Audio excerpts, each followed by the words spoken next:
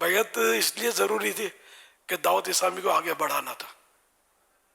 یہ دعوت اسلامی یہ غوث پاک کی برکت سے چل رہی ہے، صاف بولتا ہوں میں.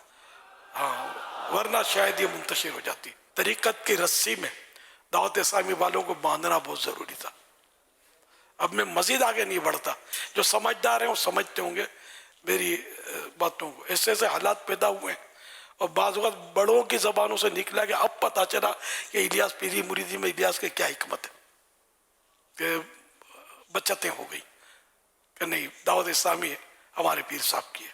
تو یوں سنیت کا کام، دین کا کام ایک ہو رہا ہے، وہ مطلب الحمدللہ چل رہا ہے. ایک بار کسی نے اعتراض کیا تھا ایک شخصیت نے، اور وہ تو میں نے مطلب کھڑے ہو کر کہا میں تو ایک ثواب کا کام کر رہا ہوں، پیری مریدی کرنا کار ثواب ہے. آپ بتائیے کہ میں پیری مریدی کرتا ہوں، اس سے کتنے لوگ، یا ایک نام بتا دیجئے کہ جو مطلب دعوت اسلامی سے بدسن ہو کر اس نے راستہ بدل دیا ہو اور گمراہ ہو گیا ہو. اب وہ صاحب چپ ہو گئے، ان کے پاس کوئی جواب ہی نہیں تھا کہ کیا جواب ہے. تو یار میں غلط کیا کر رہا ہوں یار؟ ہر ایک اپنے مطلب گاہک اپنی دکان پر بلاتا ہے. میری نیکیوں کی دکان ہے، سنتوں کی دکان ہے، میں بھی گاہک بڑھاؤں گا اس کے، ہے نا. گاہک تو بڑھانے ہیں نا اس کے. اور میرے گاہک خالی گاہک نہیں ہوتے، یہ سیل مین بن جاتے ہیں،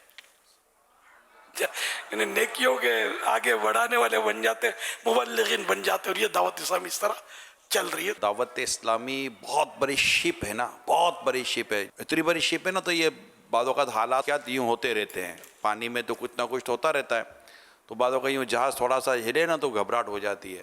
تو یہ جو شپ ہے نا، ہر جہاز کے ساتھ ایک لنگر ہوتا ہے نا، اس کو اینکر کہتے ہیں.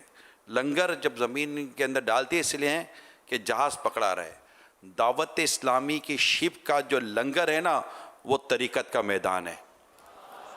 الحمدللہ اس طریقت نے، اس پیری مریدی نے اس جہاز کو تھام کے رکھا ہے، اور انشاءاللہ تھام کے رکھے گا انشاءاللہ. انشاءاللہ. یہ تو میں کئی بار کہا کرتا ہوں، اب یاد آئے تو پھر عرض کر دوں کہ ایک دن کے بچے کو بھی نہیں چھوڑنا چاہیے، اس کو بھی غوث پاک کے قدموں میں اٹھا کے ڈال دیں آپ. ہاں، کہ یہ کل بڑا ہوگا نا تو بولے گا اچھا میرا پیر یا رسول اللہ بولتا تھا، یہی راستہ صحیح ہے. دعوت اسلامی، ہاں یہ راستہ صحیح ہے. یہ بچہ کل تو بڑا ہوگا نا، بھلے وہ جس کے ذریعے غوث پاک کا مرید ہوا وہ زندہ نہ صحیح، زندہ نہیں ہے، لیکن اس کے ذہن میں تو ہوگا نا کہ بچے کو جب پتہ چلے گا کہ.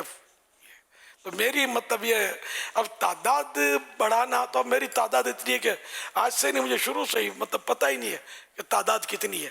یوں کہہ سکتا ہوں کہ کتنے لوگ میرے ذریعے غوث پاک کے مرید ہو، پتہ ہی نہیں مجھے.